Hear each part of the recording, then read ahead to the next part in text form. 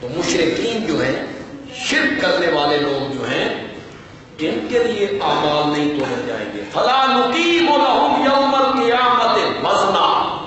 ہم وہ ترازو قائم ہی نہیں کرتے، اٹھانا ہی نہیں ہے، اٹھانا ہی نہیں ہے. مولا یہ ظلم نہیں ہے، عدل کے تقاضے تو پورے کرنا، تو صحیح نا. انہوں نے بیت اللہ تعمیر کیا، بیت اللہ میں جھاڑو دیتے رہے، حاجیوں کو ستو پلاتے رہے، مہمان نوازیاں کرتے رہے، مسجدیں بناتے رہے، کنویں کھدواتے رہے، غریب لڑکیوں کی شادیاں کرواتے رہے، مختلف ہسپتال بناتے رہے، غریبوں کا علاج وہاں ہوتا رہا. تولتے صحیح نا. اللہ نے فرمایا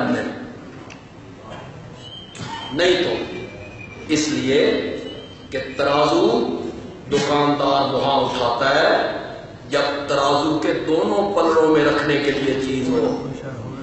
ادھر سودا، ادھر وٹے، پھر وہ اٹھاتا ہے. اور ایک طرف چیز ہو، دوسری طرف کوئی چیز نہ ہو، تو وہ دکاندار اگر اٹھائے تو لوگ کہیں گے پاگل ہے، پاگل ہے. ایک پلڑے میں سودا ہے، دوسرے میں وٹے ہی نہیں ہے. اللہ نے فرمایا ان کے برے اعمال ایک پلڑے میں رکھے گئے، بھر گیا ہے. وہ جو نیک اعمال تھے ان کو شرک نے برباد کر دیا تھا. دوئے پلڑے رکھنے واسطے شاہی کوئی نہیں. ہم نے ترازو کیوں اٹھانا ہے؟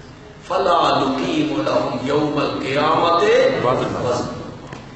اس شرک کو معمولی بیماری نہیں سمجھنا کہ کبھی مزاح میں بھی شرک کا لفظ زبان سے نکال بیٹھو، یا کبھی مجبور ہو جاؤ تو شرک کا ارتکاب کر بیٹھو. نہ، مرتے مر جانا ہے، شرک والے عمل کے قریب ہو.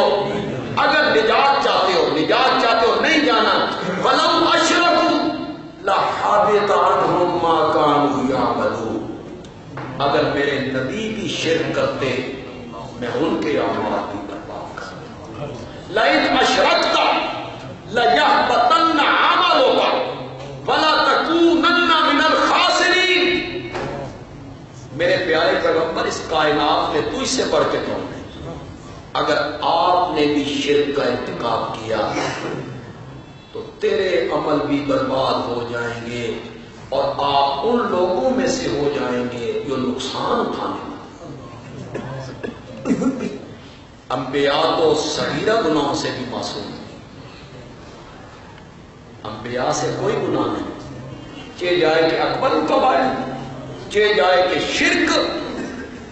یہ اللہ نے انبیاء کو مخاطب کر کے اصل میں ہمیں سمجھایا ہے کہ یہ اتنا کبھی اور اتنا گندا فعل ہے کہ اگر میرے نبیوں سے بھی ارتکاب ہوتا تو ان کے بھی اعمال حبط ہو جاتے. تم اس سے بچ کے رہنا. یہ جو ہم بار بار تمہیں سمجھاتے ہیں نا، اور تم بھی کہتے ہو بھائی شرک تو سوا آندھی شہر ہو نہیں، جب جاؤ گی توحید ہو رہی ہے، اور شرک یہ اس لیے سمجھا کہ یہ رب سے بغاوت ہے، رب سے بغاوت ہے. وَفِي النَّارِ هُمْ خَالِدُونَ. آگ میں وہ ہمیشہ